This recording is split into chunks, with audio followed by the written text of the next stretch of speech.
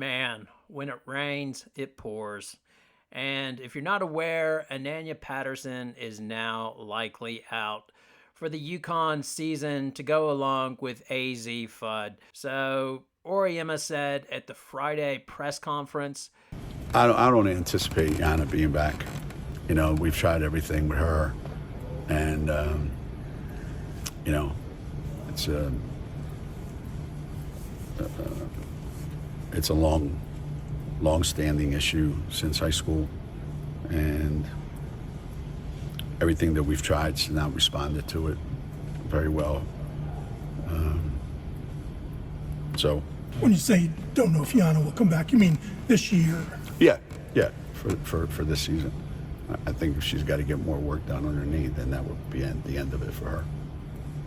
So that, they're trying to exhaust all the possibilities.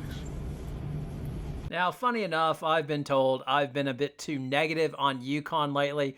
I swear I had a video ready to go just giving praise to the freshmen of this year that have come in and giving them a whole bunch of shine. But then this article popped up, and this is what I have to go with because obviously this is the big news. Now, I've got to tell you, I'm surprised by this, but then part of me is not really surprised. Back when they reported this injury, like in June, I always sort of wondered about it because Oriema compared her injury to Morgan Tuck and did a deep dive on Morgan Tuck, and she had a big issue because she didn't have any cartilage in her knee. So she tore her ACL, but besides that, the underlying issue with her was she didn't have any cartilage. So saying that Patterson's knee was a lot like Morgan Tuck's knee sort of made me go, oof, that cannot be good. So I thought they might have done like a microfracture on her, but they've never revealed what they've done. So I don't know if they went in there and did a tidy up on her meniscus and it hasn't responded, and now they have to go in and do something with her cartilage, and that's causing the issue. Like if it's going to be like a microfracture type surgery, which is a pretty big op. I'm not sure, obviously, because we don't have the full information, but it's obviously they went through individuals, and obviously her knee was swelling and was not right, which is not good. Now, this is very disappointing because they are already down numbers, obviously, with El Alfie out as well. They need more bigs, essentially, because of that. And the big hope, I called it, I asked if it was fool's gold, and a lot of people said yes, it was. The dream was Patterson would come back and start throwing bodies around and just be that body inside that UConn desperately needs just to sort of make sure they're getting rebounds and being tough inside. But it was always going to be a big ask because she didn't do a hell of a lot as a freshman and was very raw. And to think that she was going to come in off of a knee injury and suddenly be able to contribute a lot was always a little bit of a reach. And now that reach or dream is done. Now, this is the final kick in the guts. Well, it might not be the final, but this is just terrible kick in the guts for the 2021 and 22 classes. Both of those classes were pretty heralded. So the 2021 class was ranked number 2 by ESPN, and it starred AZ Fudd, Caroline Ducharme, Amari DeBerry, and Sailor Poffenbarger.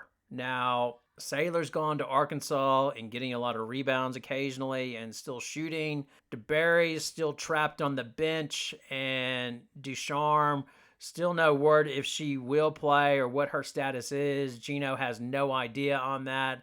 And then obviously AZ Fudd is out again this year with an ACL injury. And if that was not bad enough, the 2022 class, which was ranked number 4.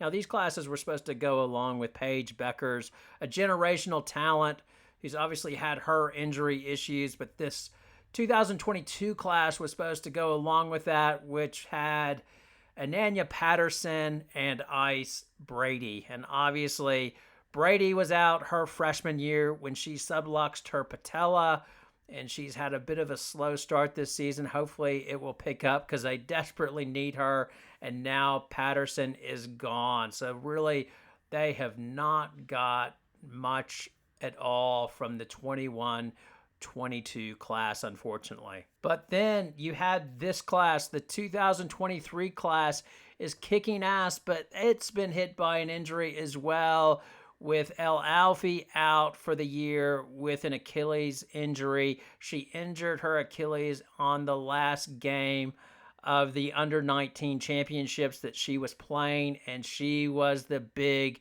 that UConn desperately needed. So people can bag on Gino Auriemma and say, UConn's lost its shine like hell. My video was critical, but what can you do if you lose all of these players to injuries, and a lot of them weren't predictable? Well, that would be the question right here. Were these injuries predictable? AZ Fudd certainly had an injury history, but who wouldn't take a chance on AZ Fudd? Like, she had an ACL in high school. Other people have had ACLs before and come back, and it hasn't been an issue. Deschamps had a number of issues, but none of them were related. Like in high school, she had a shoulder issue, and then she came to UConn with a hip issue that she had surgery on, and those haven't been issues. But then since then, she's had her concussion and head and, neck stiffness and all those issues. Ice Brady, bad luck. She subluxed her patella. That could happen at any time. She didn't have reportedly any history of that, so that's just a bad luck one. With Patterson, supposedly she had knee issues in high school as well. I don't know what sort of physical they do, if they do x-rays of them, or if it's sort of like sight unseen, and the Patterson has leverage as she was the number 4 recruit, and they're so desperate to get them to sign that, hey, we'll take you on. We can manage any issue that you have when you come here. Obviously, Saylor was unhappy, and, that's a bit on UConn and the player. It's a bit of a marriage. You never know if it's going to work or not, but it didn't. So it just really, the unfortunate part, it really handicaps them and what they can do with a generational talent and Paige Bueckers, because everything that they were hoping to put around her is now injured, gone, or hasn't played up to expectations. Amari DeBerry.